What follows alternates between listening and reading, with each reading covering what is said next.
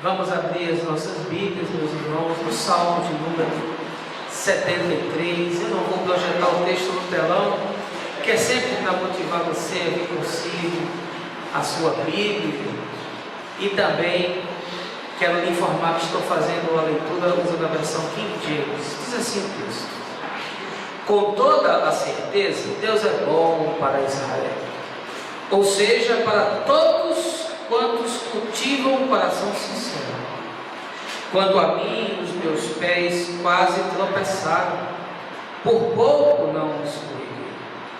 Porquanto eu acumulava a inveja dos arrogantes, ao ver prosperidade desses ímpios. Eles não passam por crises e sofrimentos, e têm o corpo esbelto e saudável. Estão livres dos fardos cotidianos impostos a todos os mortais. Não são atingidos por doenças, como a maioria das pessoas. Por isso a soberba lhes serve de colar, e em seu orgulho se vestem de violência. Do seu íntimo brota a maldade, assim como a sua mente transbordam todos os ardis. Eles zombam, suas palavras são repletas de malícia. Em sua arrogância exaltam a própria corrupção. Contra os céus dirigem as palavras de suas bocas, e pela terra fazem espalhar a maldade de suas línguas. Por isso seu povo se volta para eles, e se delicia sorvendo suas palavras até saciar-se. Eles questionam: acaso poderá Deus saber disso? O Altíssimo se ocupará desses assuntos? Assim são os ímpios, sempre seguros, acumulando riquezas. Pensando dessa forma, em vão conservei puro o coração e lavei as mãos em sinal de inocência. Para que me atormento o dia todo e sou repreendido toda manhã? Caso eu levasse a feito me expressar assim, eu teria renegado a linhagem de teus filhos. Todavia, quando busquei compreender tudo isso, reconheci que estava diante de uma tarefa muito acima das minhas forças. Até que entrei na casa de Deus, e então compreendi o destino dos ímpios. Na verdade, tu os colocas em terreno escorregadio e os fazes cair na destruição. Como são destruídos de repente, absolutamente tomados de terror. São como um breve sonho que se vai, assim que acordamos. Quando te levantares, ó Senhor, tu os farás desaparecer. Quando meu coração estava amargurado e no meu íntimo curtia a inveja, era eu um insensato e ignorante. Minha atitude para contigo era semelhante à de um animal irracional. Contudo, sempre estou diante de ti. Portanto, tomas a minha mão direita e me sustens. Tu me diriges de acordo com os teus desígnios. No fim, me acolherás em glória. A quem tenho nos céus, senão a ti? E na terra nada mais desejo, além de estar junto a ti. Embora minha carne e meu coração definhem, Deus é a rocha do meu coração e minha herança para sempre. Eis que perecerão os que de ti se afastam, tu exterminas a todos os que te rejeitam. Eu, porém, tenho por felicidade estar na presença de Deus. Em ti, eterno Deus, deposito minha plena confiança para proclamar tuas obras. Essa, meus irmãos, é a palavra do Senhor na voz do salmista. E eu quero me alegrar com essa palavra nessa manhã e quero desejar que o Senhor fale de forma muito singular e marcante no seu coração.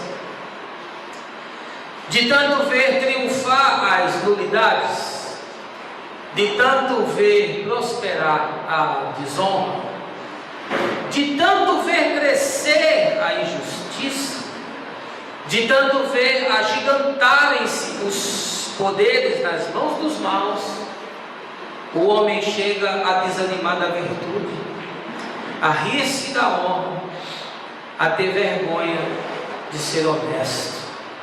Frase de não menos que Rui Barbosa, escritor político e diplomata brasileiro, nascido em Salvador, ali na metade do século XVIII, aliás, século XIX, falecido no início do século XX.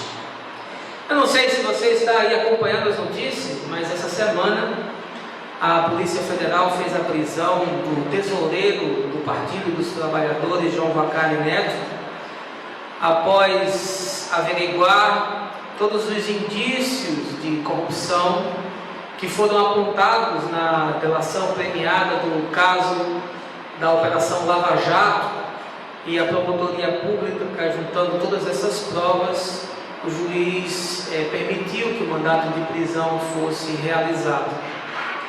E também eu não sei como você se sente diante do mar de corrupção que se instaurou no Brasil. De fato, nunca se roubou tanto nesse país, e para ser justo, de fato, nunca se prendeu tanto nesse país. Eu falo com muito conforto porque sou apolítico, eu não sou um ser não político, mas não faço política partidária, voto sempre em propostas e, no caso da política brasileira, nas menos ruins, porque não vejo nenhuma diferença entre direita e esquerda, só são hoje siglas de uma ideologia morta.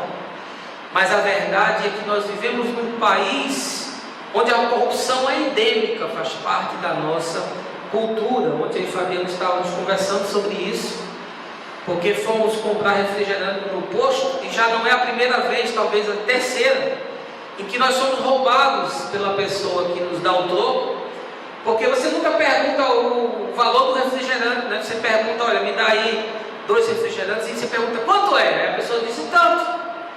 E aí você paga. E eu vou dar uma dica para você, viu? Pergunte quanto é, porque há diferença de marcas, e você pode estar sendo lesado, como a gente constatou já por 3 vezes seguidas, que nós somos lesados em R$1,50, em R$2.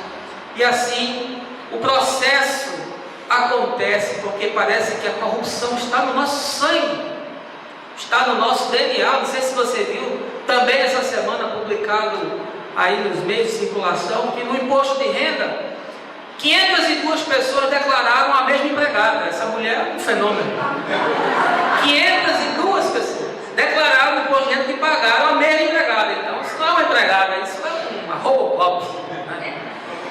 E a Receita agora muito atenta aos profissionais liberais, porque há muita falcatrua nesse meio, há muita gente prestando serviço e driblando o fisco e deixando de emitir nota e de recolher imposto, porque a corrupção, meus irmãos, está em todas as esferas da nossa sociedade, desde aqueles mais humildes e pobres até o milionário, o empresário, o banqueiro, o político, os profissionais liberais, a classe de trabalhadores de um modo geral. Infelizmente, a corrupção está instalada no nosso país.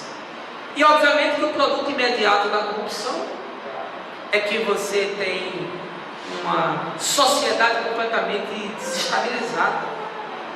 Nós não conseguimos ver revertidos e benefícios os impostos que nós pagamos.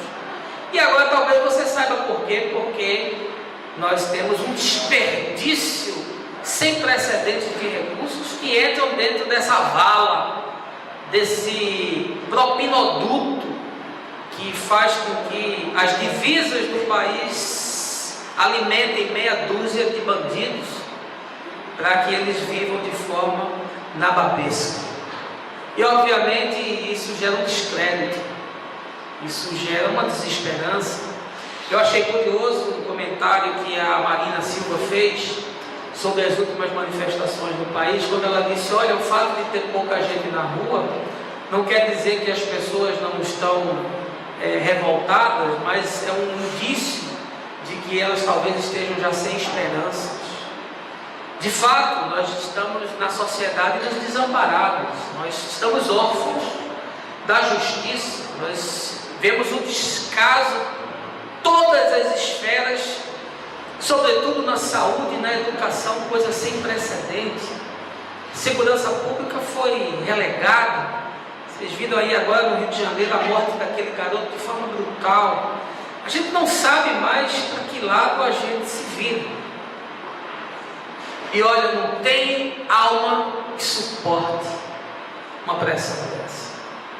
Cerca de 15 dias atrás eu estava conversando com uma garota de 13 anos, num aconselhamento, e ela me disse: olha, de repente um dia eu me acordei com pânico, tive medo de sair de casa, eu tive medo de ir na esquina, eu tive medo de ir no colégio, eu tive medo de brincar com as minhas amigas, eu tive medo do assaltante, eu tive medo da polícia, eu tive medo da violência.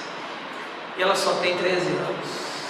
Eu e você não fomos constituídos, não há no nosso psiquismo uma musculatura que aguente as pressões às quais nós estamos sujeitos. Por isso que somos também a sociedade das pílulas. Por isso você precisa de tomar um ansiolítico para suportar a realidade, porque não há alma que não sucumba, que não se desarticule, que não imploda diante de algo tão perverso. Porque você olha para todos os lados e você não vê esperança. Porque aqueles que estão imbuídos de poder e de autoridade, que poderiam nos dar alguma expectativa de melhoria, são esses mesmos que tramam contra nós. São esses mesmos que tiram vantagem de nós. E, portanto, essa manhã, me valendo desse salmo maravilhoso, desse homem que também perdeu a esperança, desse homem que, como espectador da vida e olhando as dinâmicas da existência, se sentiu completamente desencorajado de levantar, de sair da cama e de enfrentar a sua rotina. E eu quero lhe desafiar a olhar para esse texto hoje com um carinho todo especial, de tal forma que ele se torne um unguento, ele se torne um bálsamo, ele se torne óleo que cure as suas feridas e sare a sua alma, para que você caminhe em paz. Mas eu não quero avançar sem antes convidar você a um instante de oração. Por favor, baixe a sua cabeça, feche os seus olhos.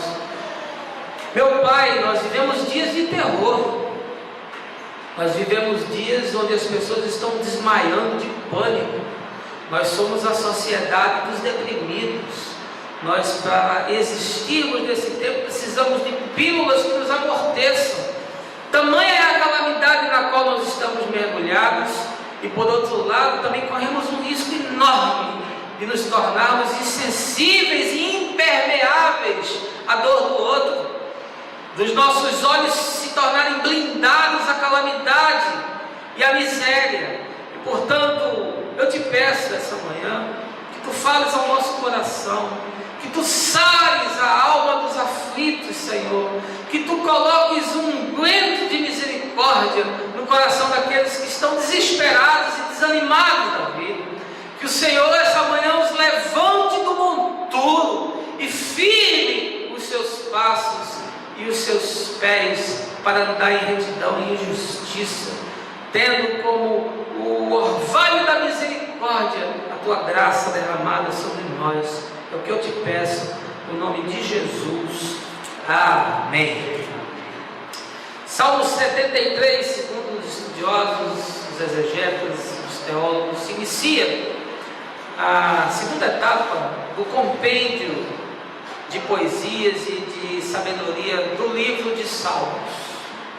E é um salmo tão forte, tão marcante, que eu pensei que ele havia sido escrito por Davi. Nunca tinha me dado o trabalho de fazer assim uma exegese mais profunda, mas não foi. O Salmo 73 foi escrito por Asaf, e Asaf era um chefe dos oficiais, um chefe dos cantores, chefe dos levitas, que havia sido constituído por Davi depois que a arca voltou para Jerusalém, ali no início do reinado de Davi. Há alguns críticos bíblicos que acreditam que Davi escreveu o Salmo e enviou para Asaf, para que ele pudesse então torná-lo uma música. Mas há outros tantos, e essa também é a minha posição, a partir de textos de Crônicas e de Neemias, onde Davi e Asaf são colocados como salmistas e como compositores de cânticos e de hinos, que então ficaria esse salmo e os 10 seguintes atribuídos a Asaf. O conteúdo do Salmo 73 é um conteúdo sapiencial. Os livros sapienciais da Bíblia são aqueles que estão carregados de ensinamentos, de boas palavras. Eu gosto muito dos textos sapienciais porque eles são um retrato da experiência de um homem, de uma mulher que andou debaixo do sol. Por isso talvez eu seja um apaixonado pelo livro de Eclesiastes. Essa semana uma moça fez um comentário no Facebook dizendo que havia assistido uma mensagem minha no canal do YouTube sobre o Eclesiastes e disse assim: nunca vi ninguém pregar o Eclesiastes como você prega. É porque é uma paixão mesmo, porque é o reflexo da vida prática. O Eclesiastes é a crônica do cotidiano. O Eclesiastes é a vida como ela é. E o Salmo 73, para mim, não é um salmo de Asaf, ele é o salmo de André, ele é o salmo do Zé Luiz, ele é o salmo do Breno, do Belém, ele é o salmo do Edmilson, ele é o meu salmo, é o salmo de quem olhou para a vida e sentiu desânimo, é o salmo de quem constatou que as coisas estão fora de lugar. É o salmo de quem teve a sensação de que não há um Deus no céu. É o salmo de quem é visitado pela calamidade e não tem a quem recorrer. É o salmo de quem se deita de noite na angústia e na escuridão da sua alma e não tem a quem clamar, não tem a quem pedir. Portanto, muito provavelmente, Asaf escreveu a sua história, a sua experiência, mas ela tem muito a ver com a sua vida, ela tem muito a ver com a minha vida, porque aqui está a constatação de um homem, olhando para as dinâmicas dos dias nos quais ele vive e dizendo: isso não faz sentido, e é algo de uma dimensão tão grande que eu desanimo, eu perco a esperança, eu não tenho vontade de fazer absolutamente nada. E olha, meu querido irmão, minha irmã, como pastor, eu ouço isso todo dia. Todo dia alguém me liga, alguém me escreve, alguém me aborda e abre o coração e diz assim: olha, eu não tenho mais esperança. Alguém me fala: eu não tenho mais vontade de levantar. Alguém diz assim: olha, eu não tenho estrutura para suportar isso que se abateu sobre a minha vida, porque a minha alma não tem uma musculatura capaz de carregar algo dessa dimensão. Todos os dias alguém me aborda e me fala dessa experiência, desde adolescentes até anciãos, casais, solteiros, pessoas de todos os níveis sociais, porque às vezes nós imaginamos que o rico não passa por problema, e o rico muitas vezes está na angústia de uma alma que está cheia de tudo, daquilo que se pode comprar com dinheiro, mas está completamente vazia de todos os conteúdos e de todos os significados da vida. O pior desespero do rico é ter dinheiro e não poder resolver, não raras vezes, os seus problemas. Salmo 73 é o salmo de um homem em conflito, é o salmo de uma mente que está agitada e inquieta. O Salmo 73 é o salmo de uma alma que está em carne viva. O Salmo 73 é o salmo de um homem que está se arrastando na passarela da dor. Quem sabe, muito provavelmente, o Salmo 73 é o seu salmo, porque talvez a sua alma tenha implodido. Talvez você me diga: pastor, eu estou no piloto automático, eu me tornei aquele indivíduo que come para trabalhar e trabalha para comer, porque a minha vida hoje cabe entre a boca e o prato. Talvez você me diga que a sua esperança sucumbiu. Talvez você me diga que a sua força desfaleceu. Talvez você me diga que os seus pés resvalaram. Talvez você me diga que os seus olhos estão encharcados de dor. Eu conheço a sua história na história de Asaf. Eu conheço a sua história na minha própria história. E essa manhã eu queria tirar desse texto algumas lições para mim e para você, porque numa leitura mais rápida, às vezes a gente perde a perspectiva daquilo que quem escreve está querendo demonstrar. Esse não é um salmo escrito durante 30 minutos por alguém que tinha habilidade retórica, está fazendo aqui uma narrativa de uma experiência que ele teve na manhã do dia anterior. Esse é um salmo que reflete a história da vida de um homem. Esse é um salmo que revela a espiral que pode se aprofundar para destruir o nosso psiquismo e para adoecer a nossa mente, para fazer sucumbir a nossa alma. Esse é um salmo que revela a anatomia da tragédia anunciada daqueles que apenas observam o que acontece no plano humano, das circunstâncias e das fatalidades, e se esquece que há um Deus nos céus e que nada, absolutamente nada, foge ao seu controle. Esse é um salmo que nos revela um grande recorte da vida de Asaf, porque ele tem começo, ele tem meio e ele tem fim.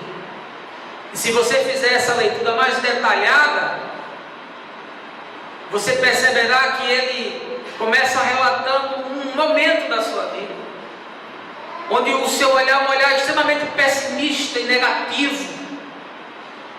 Depois ele fala num segundo momento que os seus olhos são abertos, ele começa a discernir e perceber que as realidades eram outras, apenas estavam encobertas à sua percepção. Há ainda um momento onde ele reconhece a sua fragilidade, a sua indignidade, a sua amargura e a sua inveja do ímpio. E finalmente, um momento final do texto, em que ele confessa a sua esperança e se entrega nas mãos do Senhor. Portanto, isso aqui não é a história de uma semana difícil. Isso aqui não é um relato de quem passou um mês numa dificuldade. Isso aqui não é a pincelada de alguém que passou por um momento de crise. Não. Isso aqui é a história da vida de um homem. E essa história tem muito a ver com você. E portanto, a forma como Asaf analisa os acontecimentos da sua própria existência e a maneira como ele trata com isso, com a honestidade e com a clareza, podem também, essa manhã, lhe auxiliar a fazer o mesmo na sua vida. 5 lições do salmista, para mim e para você, diante das tragédias da vida, diante de uma alma que pode ter implodido aí dentro de você mesmo. A primeira coisa que Asaf nos ensina é que o nosso conhecimento de Deus tem de ser experiencial e não conceitual. Veja aí, Salmo 73, a mensagem expositiva, tudo está no texto. Verso 1 diz: com toda certeza Deus é bom para Israel, ou seja, para todos quanto cultivam um coração sincero. A primeira coisa que Asaf faz é dizer: olha, Deus é bom. Com toda certeza Deus está no seu trono. Com toda certeza todas as coisas estão no controle de Deus. Com toda certeza Deus é soberano. ele expressa um reconhecimento daquilo que a sua mente está convencida. Ele faz uma declaração daquilo que ele já havia introjetado como pseudo-verdade na sua alma. Mas no verso 2, ele já começa dizendo assim: quanto a mim, os meus pés quase tropeçaram. Ele diz: olha, eu sei que Deus é Deus, eu sei que há um Deus dos céus, eu sei que Deus é bom, eu sei que Deus é fiel, eu sei que Deus é poderoso, mas independente desse meu saber, a minha alma sucumbiu dentro de mim, os meus pés quase resvalaram. Eu estou num sofrimento, numa angústia sem precedentes. Você quer que eu lhe diga uma coisa? A grande maioria das pessoas que eu conheço tem um conhecimento de Deus teórico, tem um conhecimento de Deus de forma conceitual, mas esse conhecimento não se traduziu numa experiência visceral. Esse conhecimento não se refletiu numa relação singular, profunda e instigante, apaixonada e constante. A grande maioria das pessoas sabe que Deus é bom e a sua misericórdia dura para sempre, ainda me cita a Escritura. Mas quando elas estão vivendo dias difíceis, quando elas estão nas suas crises, nas suas angústias, elas não agem como quem conhece a Deus. Elas não se comportam como pessoas que sabem que, independente de qualquer circunstância e situação, Deus cuida de nós. O apóstolo Paulo chega ao ponto de dizer que nem anjos, nem principados, nem potestades, nem coisas do presente, nem coisas do porvir, nem altura, nem profundidade, nem largura, nem conhecimento, nem absolutamente nada é capaz de nos afastar do amor de Deus. Mas esse amor, meus irmãos, não servirá na sua vida se a sua experiência com Deus for uma experiência de livro, de conceito, de entendimento racional, de você admitir sim que há Deus, mas se isso não se traduz numa relação íntima e profunda com o Senhor, para nada aproveita. Porque no momento da crise, no momento da calamidade, no momento da tragédia, no momento do infortúnio, no momento do luto, no momento da doença, é preciso muito mais do que um conhecimento teórico de Deus, para que você continue firme na rocha. Você precisa ter um conhecimento experiencial. E olha, não há como produzir experiência no coração do outro.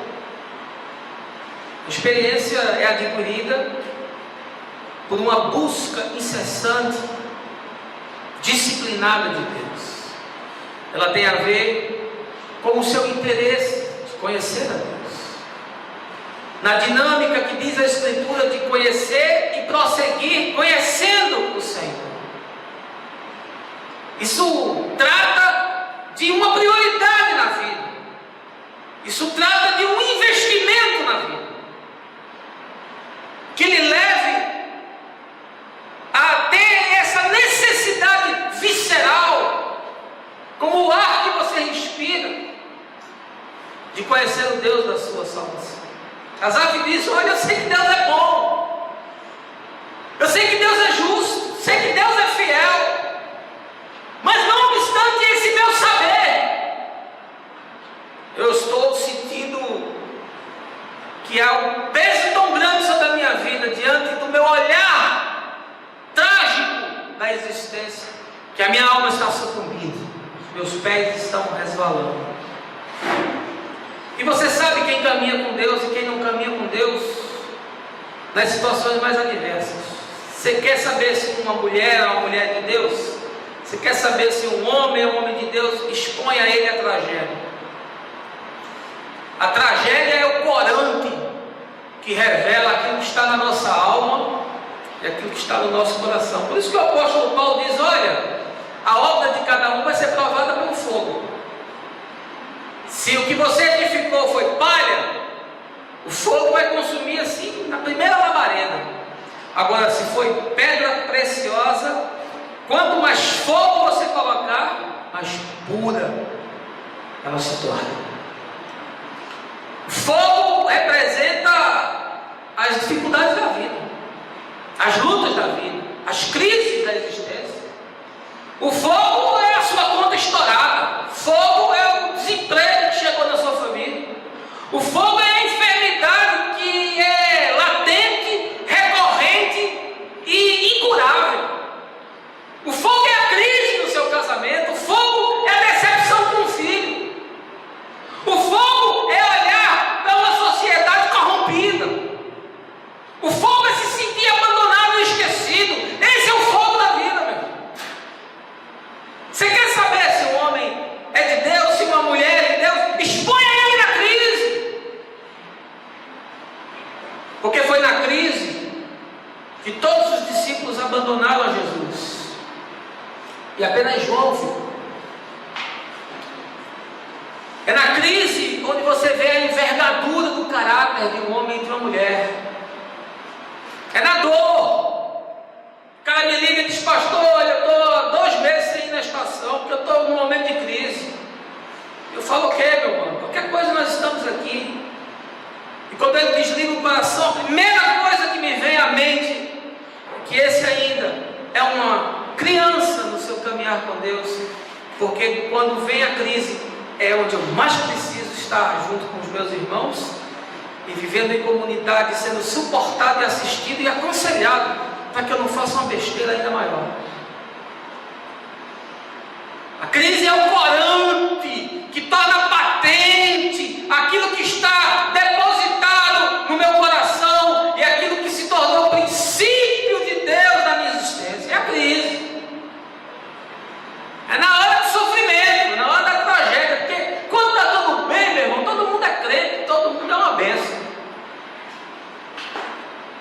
Nosso conhecimento de Deus tem que ser um conhecimento experimental. Porque na grande maioria das vezes, a nossa relação com Deus é uma relação burocrática.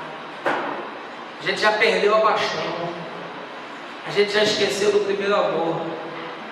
A gente já esqueceu dos poderosos feitos de Deus. Por isso o salmista também diz: conta as bênçãos, recorda os feitos do Senhor, relembra o que Deus já fez na tua história, vê as intervenções poderosas, milagrosas de Deus na tua vida, relembra as misericórdias do Senhor. Por isso Jeremias diz: eu preciso trazer à memória isso, essas intervenções de Deus, para que eu não me esqueça que a minha relação com Ele é uma relação de amor e de fidelidade.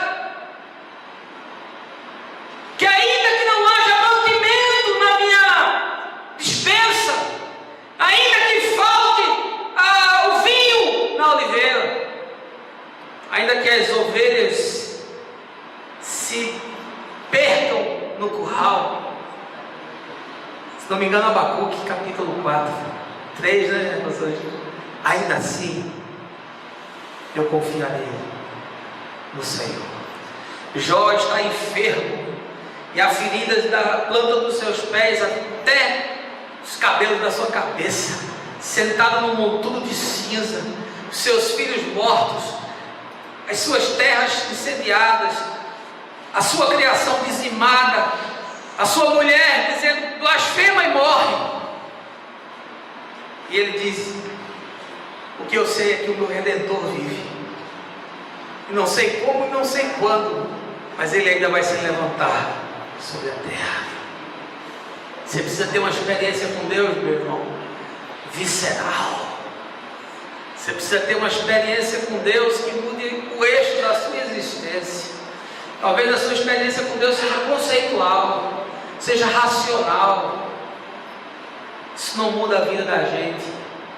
A declaração de Asaf é: eu sei que é um Deus dos céus.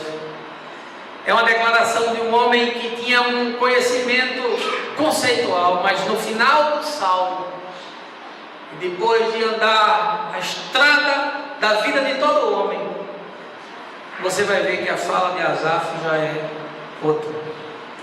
Você precisa de uma experiência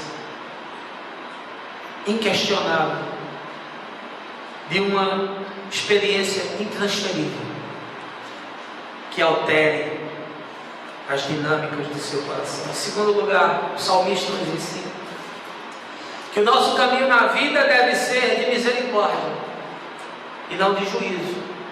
Veja aí os versos 2 e 3. Ele diz: quanto a mim, os meus pés quase tropeçaram, por pouco não escorreguei, porquanto eu acumulava inveja dos arrogantes ao ver a prosperidade desses ímpios. Sabe qual das coisas mais prejudiciais da vida? É quando nós ficamos fazendo comparações. E Asaf diz: olha, a minha ruína começou quando eu olhei para as circunstâncias às quais eu estava exposto, e veio no meu coração uma jactância tal, e veio no meu coração uma sensação de falsa justiça, e veio sobre mim um entendimento de que os perversos prosperam, ao passo de que eu estou sucumbido nessa calamidade, e por conta disso eu tive inveja deles. Essa foi a experiência do salmista, e quem sabe essa também é a sua experiência.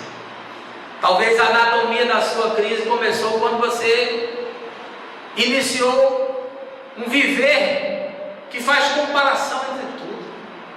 Você compara a sua vida com a do seu irmão, você compara a sua vida com a do seu vizinho, você compara a sua vida com a do seu chefe, você compara a sua vida com a da sua mulher, você compara a sua vida com a do seu pai, você compara a sua vida com a do seu amigo, e você construiu a sua história fazendo comparações.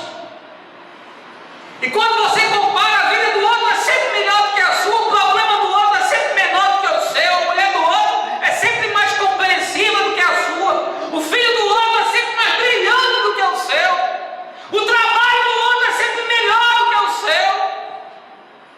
E você vai se amargurando, e você vai se tornando um espinheiro, um cactus, que ninguém pode se aproximar de você, porque você fura, você machuca, porque você está machucado. Porque o seu caminho é um caminho de juízo, você está sempre sendo a régua que mede a humanidade. Você se acha melhor do que os outros, no fundo é isso. E você acha que Deus tem uma obrigação com você que não tem com os outros. Você acha que na sua horta tem que chover mais do que na horta do outro. Porque você pensa que na sua vida não pode chegar um câncer, mas pode chegar na vida do outro. Porque você acha que na sua família não podia ter nascido um filho especial, tinha que ter nascido na família do outro. Porque você acha que naquele concurso a vaga era sua e não a vaga do outro. Porque você acha que no seu emprego as melhores oportunidades tinham que ser suas e não do outro. Talvez você nunca se qualificou, talvez você nunca estudou, talvez você nunca administrou bem os seus haveres.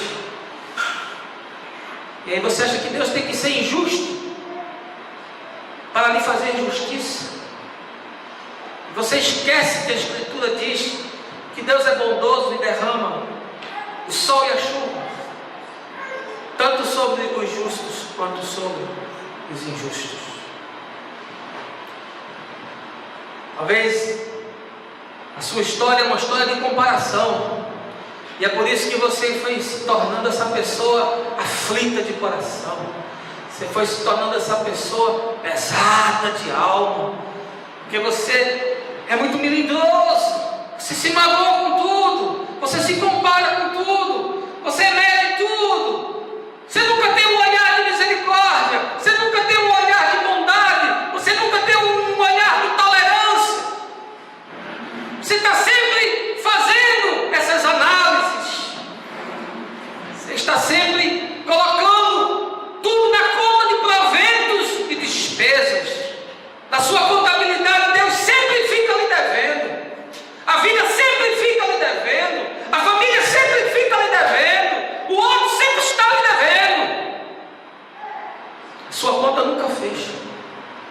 está sempre no vermelho, está sempre pesado, você está sempre amargo, porque o seu caminho não é um caminho de misericórdia, é um caminho de juízo. E assim era o caminho de Asaf. Asaf diz: olha, comecei a olhar para a vida dos outros e senti inveja. E se você for ler do verso 4 até o verso 12, ele começa a dizer tudo o que acontece na vida dos outros. Ele diz: olha, essa turma aí prospera, enquanto está todo mundo aqui na calamidade, e eles prosperam na safadeza. Ele diz: olha, essa turma tem saúde, enquanto todos os outros estão doentes. Aí ele diz: olha, essa turma é soberba, é arrogante, e tudo que eles dizem está certo. Eles zombam de Deus e as coisas acontecem. E mais, o povo ainda tributa a eles honra, eles são admirados. E eles dizem assim: tu acha que Deus vai se preocupar com isso? Eu estou fazendo mesmo, isso passa de forma despercebida, eu faço e nada me acontece. E como ele se achava um homem muito justo, como ele se achava um homem muito íntegro, como ele se achava um homem muito bom, ele não suportava que a sua justiça, a sua bondade, a sua dignidade, a sua fidelidade não fosse premiada, enquanto a safadeza, a infidelidade, o roubo do outro fosse privilegiado. Porque ele não tinha um olhar misericordioso, o seu olhar era o olhar de um juiz incompassivo. Quem tiver a primeira pedra, seja o primeiro que lance. E foram saindo todos aqueles que eram os acusadores, dos mais velhos até os mais jovens. E Jesus perguntou à mulher adulta: cadê os teus acusadores? E ela respondeu: Senhor, foram todos embora. E ele disse: eu também não te acuso. Vai, vive a vida de uma outra forma. Mas Asaf diz: olha, o meu coração se tornou invejoso, porque eu passei a minha vida me comparando. Eu me comparei com minha irmã, que teve mais sucesso do que eu. Eu me comparei com meu vizinho, que tinha um carro melhor do que o meu. Eu me comparei com meu chefe, que tinha um cargo, que ganhava mais do que eu. Eu me comparei com o meu pastor, que tinha uma família mais estruturada do que a minha. E aí eu saí fazendo da vida um monte de comparações. Eu passei a vida fazendo medições daquilo que eu julgava que era crédito e daquilo que eu entendia que era débito. E a minha conta nunca fechou e nunca vai fechar, porque só quem pode pagar essa conta se chama Jesus. Ele pagou toda a conta. Ele chegou para você e disse: olha, já que a sua dívida é impagável, já que o seu fardo é insuportável, me dê aqui, que eu vou liquidar essa fatura. Só aqueles que caminham com misericórdia conseguem que coisas boas nasçam na sua alma e cresçam no seu coração. Caso contrário, meu irmão, a única coisa que vai nascer dentro de você são cardos e abrolhos. A única coisa que vai crescer dentro de você é o que o escritor de Hebreus chama de raiz de amargura. A única coisa que vai se desenvolver dentro de você é uma existência onde você vai ser vitimizado pela vida, onde você vai ser injustiçado pelo destino, onde Deus vai se tornar essa figura que nunca lhe deu uma chance, que nunca lhe deu uma oportunidade, onde Deus vai ser essa pessoa que você faz uma comparação e atribui valor talvez como seu pai, talvez como a sua mãe, e você faz todas as transferências da sua relação que não foi desenvolvida de maneira sadia e saudável, e aí Deus se tornou essa figura que lhe cerceou, que lhe criticou, que se esqueceu de você, porque o seu caminho se tornou um caminho de juízo e não um caminho de misericórdia. E Asaf diz: olha, quando eu fiz essa comparação, gerou uma inveja dentro de mim sem precedentes, porque tudo dá certo para eles e nada dá certo para mim. Como eu encontro gente com esse discurso,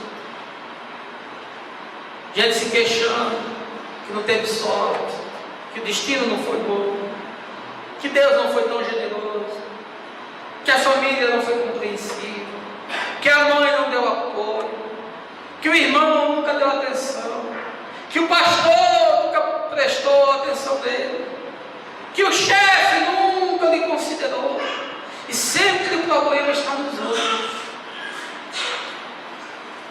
E aí um existencialista ateu diz que o problema não é o que fizeram a você, mas a grande questão é o que é que você faz com o que fizeram com você. Jean Paul Sartre. A questão não é o que você sofreu, porque o que você sofreu já sofreu, o dano já foi produzido e as marcas já estão aí. Mas a questão é o que é que você faz com isso. Você sucumbe ou você transforma isso em pacificação, em graça e misericórdia, num jardim regado e cuidado pelo Senhor? Eu tenho resistência a fazer plástico. Não queria mudar a minha cara, porque aqui está tudo. Cada marca, cada sinal, cada ruga, cada imperfeição é o reflexo da minha história. Foi o que eu vivi, está tudo aqui. Se mexerem nisso aqui, vão camuflar a minha história. Se alterarem isso aqui, eu vou me sentir fraudulento, porque já não sou mais eu. Porque cada cabelo branco que está aqui, cada lágrima que escorreu, eu sei, está na cara. E com isso não estou dizendo que você não deva fazer se você desejar, mas esse é o meu entendimento.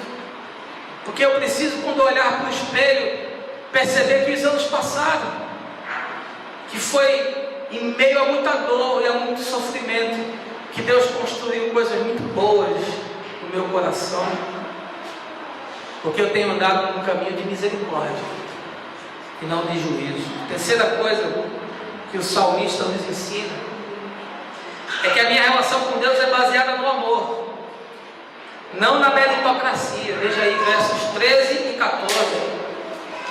Pensando dessa forma, em vão conservei puro o coração e lavei as mãos em sinal de inocência. Para que me atormento o dia todo e sou repreendido toda manhã? Asaf diz: olha, o ímpio prospera, o ímpio tem saúde, a mulher do ímpio é mais bonita, a casa do ímpio é maior, o carro do ímpio é mais potente, o emprego do ímpio paga mais. O ímpio faz safadeza e nada lhe acontece. O ímpio é arrogante e ninguém lhe repreende. O ímpio zomba de Deus e Deus não se vinga dele. Então de que valeu eu guardar puro o meu coração? Do que valeu eu beber das fontes da justiça? De que adiantou eu ter andado no caminho da verdade? Qual foi o benefício de ter guardado os princípios de Deus? E ele diz aqui no verso 13: em vão conservei puro o meu coração. Para que eu me atormento todo dia? Olha, deixa eu te dizer uma coisa: a pior desgraça que pode acontecer com alguém é fazer uma relação com Deus baseada na barganha. Aliás, aqui recomendo que você leia o Sem Barganhas com Deus, do Caio Fábio, um dos melhores livros que eu li na minha vida. Não há barganhas a ser feito. Isso não é uma relação de empregado e empregador. Deus não é o seu empregador, apesar de talvez você se achar um soldado da igreja.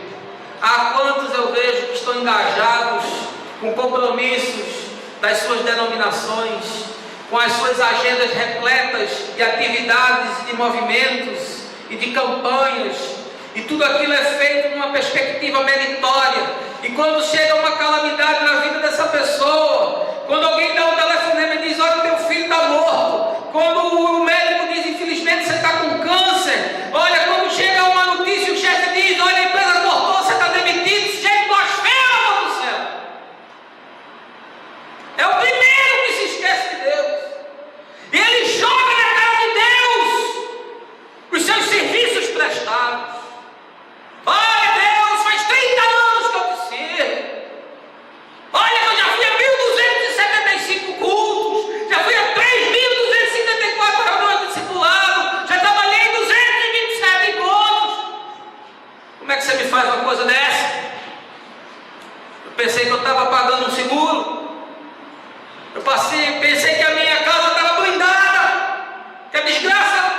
chega na casa do outro, nunca na minha. No mundo tereis aflições, mas tem de bom ânimo. Eu venci o mundo. E Asaf diz: do que adiantou? Do que adiantou tanta vigília? Do que adiantou tanto jejum? Do que adiantou tantas horas debruçadas sobre a Bíblia, decorando esses versículos? Do que adiantou tanto culto que eu fui? Do que adiantou tanta situação que eu evitei? Do que adiantou me esquivar do adultério, me esquivar da corrupção, me esquivar da mentira? Isso não adiantou de coisa nenhuma. Porque agora estou eu aqui na calamidade, na tragédia. Qual é a vantagem disso tudo? Essa é a pergunta do salmista. Talvez, quem sabe, seja a sua. Qual é a vantagem que é servir a Deus? Porque nós estamos vivendo um tempo de teologia da prosperidade, onde o sujeito lhe apresenta uma série de vantagens se você assinar um contrato com o céu. Se você pagar a sua prestação dizimal em dia, se participar de todas as campanhas, se você der uma ajuda a Jesus, complementando aquilo que a cruz não foi suficiente em fazer, se você fizer uma previdência privada na eternidade, e se você se tornar um soldado lutando pela fé, isso vai se transformar em benefício. O apóstolo Paulo diz: grande fonte de lucro é a piedade com o contentamento. Escrevendo aos Colossenses, ele diz: olha, meus irmãos, eu já sei viver em qualquer situação. Eu sei ser honrado, eu sei ser humilhado, eu sei viver em abundância, eu sei viver em escassez. Tudo posso naquele que me fortalece. Já estou para além das circunstâncias. As dinâmicas da vida não alteram mais aquilo que está posto no meu coração, porque há uma cruz fincada aqui para toda a eternidade. E Asaf diz: olha, não adiantou de nada eu guardar puro o meu coração. Não adiantou de nada eu andar em caminhos de justiça, porque o ímpio faz tudo errado e tudo dá certo para ele. É necessário, é mistério, é imprescindível que você entenda que a sua relação com Deus é uma relação de amor, não é uma relação de negócio. Sim, o escritor de Deus diz que Deus não fica esquecido do nosso trabalho, mas todo trabalho que não tem amor, para nada aproveita. Porque ainda que você fale a língua dos homens e dos anjos, e você tenha todo o conhecimento, toda a ciência, que você compreenda todas as filosofias, se você não tiver amor, nada vai aproveitar. Porque se você trabalhar em todos os encontros, se você for a todos os cultos, se você ler todos os livros, e você tiver um apego às escrituras, como a mãe tem apego ao seu filho, mas se você não tiver amor, nada disso aproveitará. E ainda que você pegue os seus bens e distribua para os pobres, e ainda que você faça uma oferta de si mesmo a Deus, dando o seu corpo para ser queimado, se não tiver amor, nada disso vai aproveitar. Por isso o salmista diz: filho meu, dá-me o teu coração. Vai me dar o teu dízimo, vai me dar as tuas horas de devocional, vai me dar as tuas pernas e os teus braços em atividades ministeriais. Filho meu, me dá o teu coração, porque é a partir do coração que algo pode ser construído, porque é do coração que procedem as fontes da vida. A sua relação com Deus tem que ser baseada no amor, não na meritocracia. E Deus se amou com amor eterno, a tal ponto de enviar o seu Filho para que você e ele pudessem se reconciliar. Não há prova maior de amor do que essa, de alguém morrer pelo pecador, porque talvez por um justo alguém se animasse a morrer, mas Jesus morreu por nós, sendo nós pecadores. Quarto lugar, eu quero dizer que nós não podemos analisar as dinâmicas da vida com olhos naturais, mas com os olhos espirituais. Veja aí versos 16 e 17. Todavia, quando busquei compreender tudo isso, reconheci que estava diante de uma tarefa muito acima das minhas forças, até que entrei na casa de Deus, e então compreendi o destino dos ímpios. As árvores dos olhos já estavam para enlouquecer, a minha alma já tinha implodido, eu já estava tomado de uma amargura sem fim, o desânimo havia dominado todas as minhas expressões e todos os meus planos. Eu estava sucumbido, eu estava derribado, eu estava quebrado, porque eu busquei entender isso. Eu tentei achar uma lógica nisso. Eu busquei encontrar um motivo para isso. Eu tentei, com a minha racionalização, compreender a razão de tudo isso. Mas é uma tarefa impossível de se fazer. E o Eclesiastes fala sobre isso. Do sábio que está perplexo, dizendo: eu não sei por que o ímpio anda a cavalo e o justo está a pé. Eu não sei porque o rei é insensato e o sábio é pobre e esquecido. Porque se você tentar entender a vida com a razão, você vai enlouquecer, meu irmão. Porque não há nenhuma razão na existência fora de Deus. Porque toda existência sem Deus é absurdo. Porque só é possível ser em Deus, porque Deus é. E eu não sou fora dele. E fora dele nada. E portanto, as coisas só ganham significados a partir de uma experiência com a cruz. É por isso que é preciso morrer para nascer. É por isso que Jesus disse: se você não perder tudo, não vai compreender. Porque os estoicos não puderam compreender. Porque os epicureus não puderam conhecer. Porque os romanos não entenderam. E os gregos não conseguiram. Mas aos pequeninos foi-lhes revelado a loucura da cruz. Porque a verdade de Deus é loucura para os que se perdem, mas é sabedoria e saúde e cura para aqueles que compreenderam pela fé. Você não pode olhar para a vida com olhos naturais. Só é possível olhar para a vida com olhos espirituais.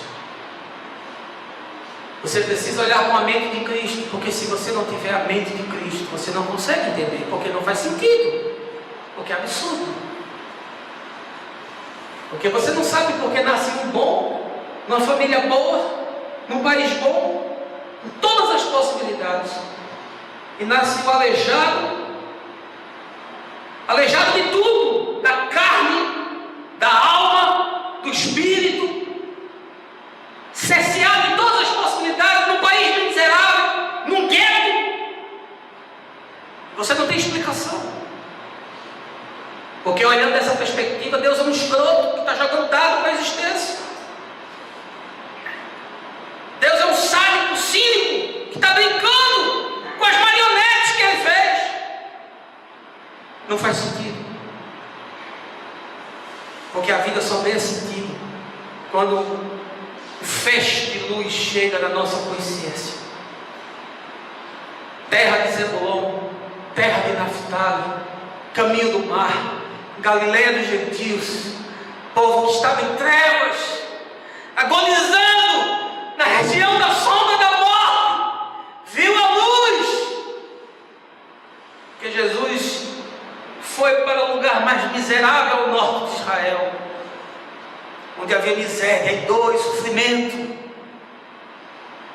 E ele andou entre aquela gente curando os enfermos de alma, de espírito, do corpo, porque não era possível que fosse discernido com os olhos do sinédrio, porque não podia ser discernido com os olhos do César, do Estado romano, não podia ser discernido com os olhos da filosofia grega, só podia ser discernido com os olhos da fé,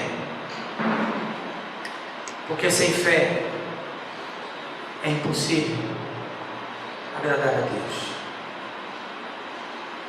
Porque a fé é loucura, a fé é absurda, a fé é um salto no precipício, a fé é abrir mão de toda a justiça própria para confiar na justiça de Deus, que diz: minha é a vingança,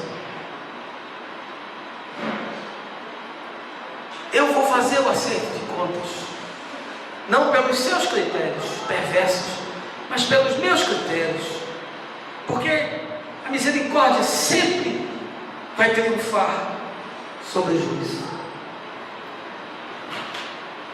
Quando Asaf diz: olha, chegou no momento que aquilo me sufocou, porque não fazia mais nenhum sentido, a vida perdeu completamente o significado.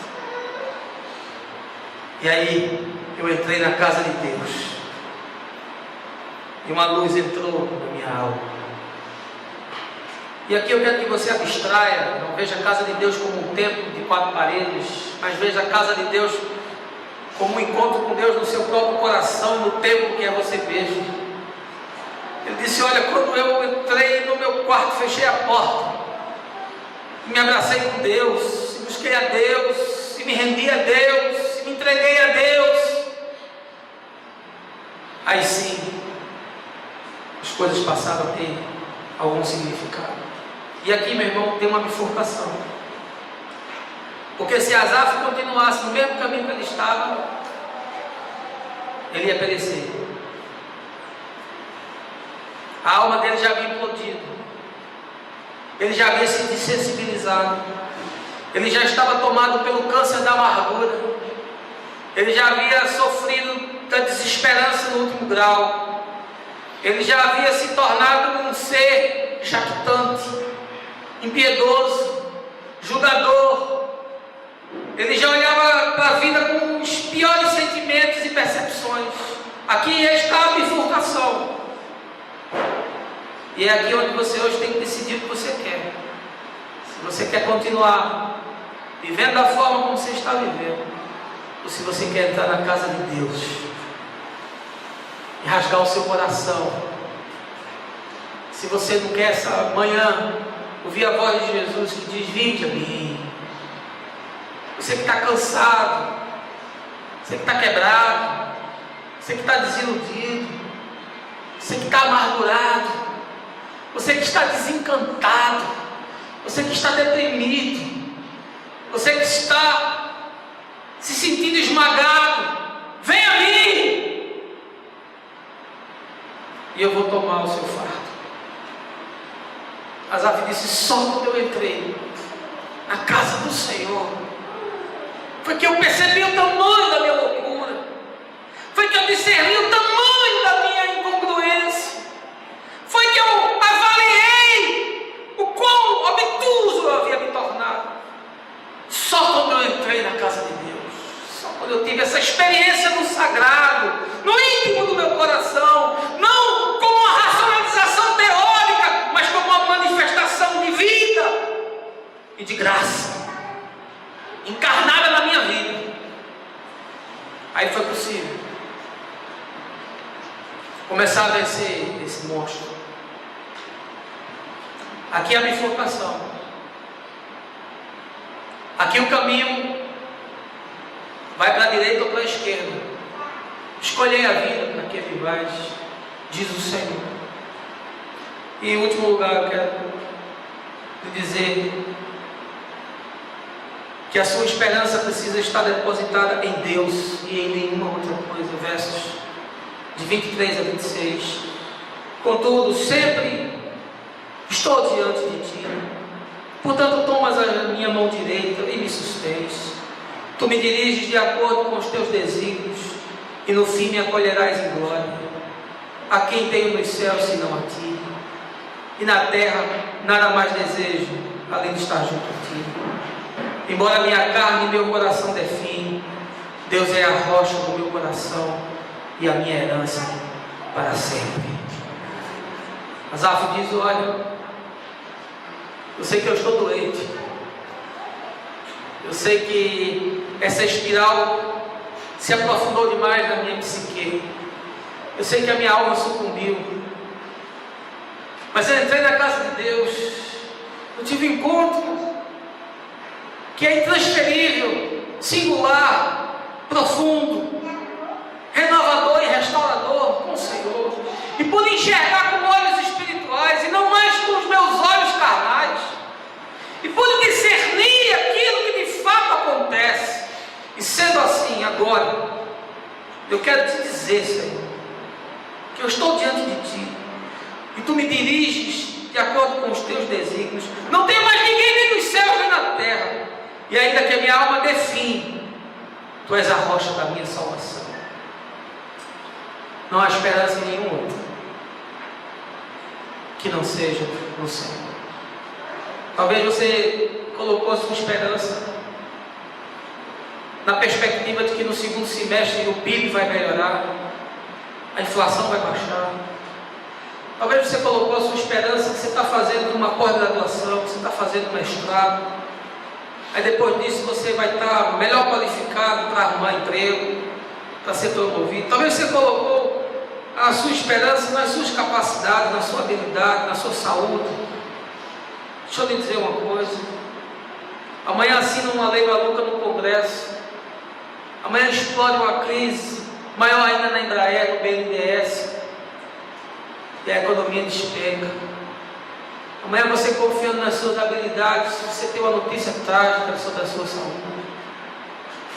Amanhã você, acreditando na sua força, na sua competência, no seu curso, um outro faz uma avaliação e, usando de nepotismo, contrata um menos qualificado do que você.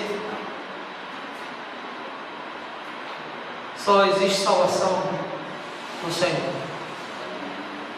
Se você não colocar todas as suas esperanças e expectativas no Senhor, você vai sucumbir. Porque mais cedo ou mais tarde, meu irmão, a vida vai passar a perna. Mais cedo ou mais tarde você vai ser injustiçado. Mais cedo ou mais tarde você vai ser enganado. Mais cedo ou mais tarde vão me passar a perna. Mais cedo ou mais tarde seu amigo, aquele que você confiava, vai lhe trair. Mais cedo ou mais tarde você vai se decepcionar com alguém que você ama. Mais cedo ou mais tarde você vai ver que seus sonhos talvez não se cumprem. Nunca. E quando a alma chega nesse deserto, só há uma expectativa: é que o seu coração tenha sido firmado na rocha. Porque se a casa foi constituída em qualquer outro platô, ela vai derribar. Se a sua esperança estiver calcada em qualquer outra coisa que não seja do Senhor, ela vai falhar. Mas aqueles que caminham com Jesus, esses jamais perdem, porque mesmo a perda se transforma em ganho. E diz Paulo: por isso eu tenho prazer na tribulação, por isso eu tenho prazer nas dificuldades e nas lutas, porque eu sei que ainda que a vida conspire contra mim, há um Deus dos céus que fará com que, na circunstância mais improvável e absurda, onde a existência se catastrofizou, ainda assim Deus produzirá paz e bem na minha alma, e não deixará que eu sucumba, pela grandeza da sua misericórdia. Nada será capaz de abalar um coração que foi firmado em Deus. Nenhuma provação, nenhuma luta, nenhuma decepção,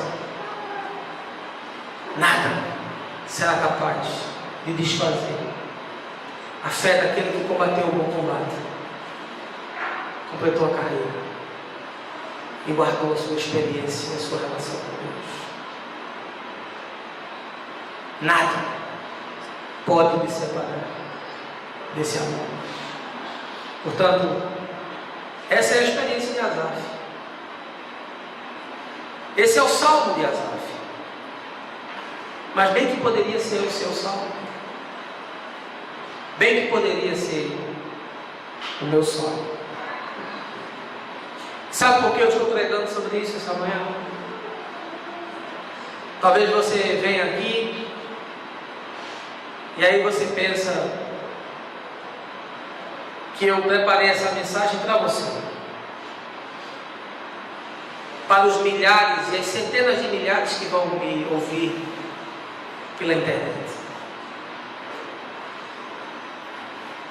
Mas sobretudo hoje, essa mensagem eu fiz para mim,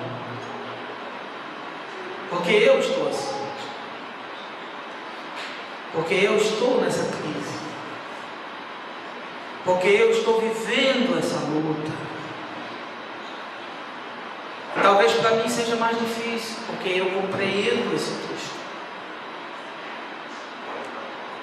porque não raras vezes o meu orgulho, a minha vaidade, o meu entendimento querem me puxar para me colocar no pináculo do tempo, e as coisas não acontecem do jeito que eu quero, e a vida não se desenha da maneira como eu espero, e me vem aquela sensação de que não valeu a pena, e que não está valendo a pena, porque vem aquela arrogância meritória, e você achar que você deveria ser tratado de uma forma, com uma deferência maior, e que você deveria ter portas abertas que estão fechadas, que você deveria ter os ferrolhos de ferro e de bronze destravados, para que as coisas se resolvessem, porque você acha que a vida conspirou contra você. Eu estou pregando isso para mim. Eu sou Asaf. Eu estou nessa crise. Eu estou vivendo essa circunstância. E a vida do meu irmão é uma inspiração para mim, para que eu não permita que a minha mente finita e às vezes adoecida impeçam aquilo que o Espírito de Deus está fazendo como construção eterna no meu coração, para forjar o meu caráter, de tal forma que eu esteja entristecido, mas sempre alegre, de tal forma que eu possa estar pobre, mas enriquecendo a muitos, de tal forma que eu não tenha nada, mas possua todas as coisas. E portanto eu sei muito bem o que é ter a sensação da alma estar implodindo dentro de você. Mas eu dou graças a Deus pelo fato de que meu coração está firmado na rocha, que é Jesus. E ainda que eu desfaleça em algumas situações e em algumas circunstâncias, absolutamente nada pode me tirar das mãos daquele que me comprou com o seu sangue. E portanto, o meu desejo essa manhã é que essa palavra chegue até o seu coração, chegue até a sua vida, chegue até a sua casa, e que ela possa produzir muita coisa boa, assim como está produzindo na minha própria vida, de tal forma que, passada essa circunstância, nós possamos nos alegrar no Senhor, porque o choro pode durar uma noite, mas a alegria vem pela manhã. No final do livro de Jó, diz o texto que Deus falou com Jó de dentro do redemoinho. E talvez a sua vida, como a minha, esteja dentro de um redemoinho. E você esteja vendo a destruição que o redemoinho provoca, a assolação que o redemoinho provoca. Mas não esqueça que Deus é Deus e que Ele fala dentro do redemoinho para aqueles que desejam ouvir. E que o Senhor lhe abençoe, e que o Senhor lhe guarde, e que o Senhor faça resplandecer sobre você e a sua casa o seu rosto. Que o Senhor tenha misericórdia de você e lhe dê sempre a sua paz, no nome de Jesus. Amém.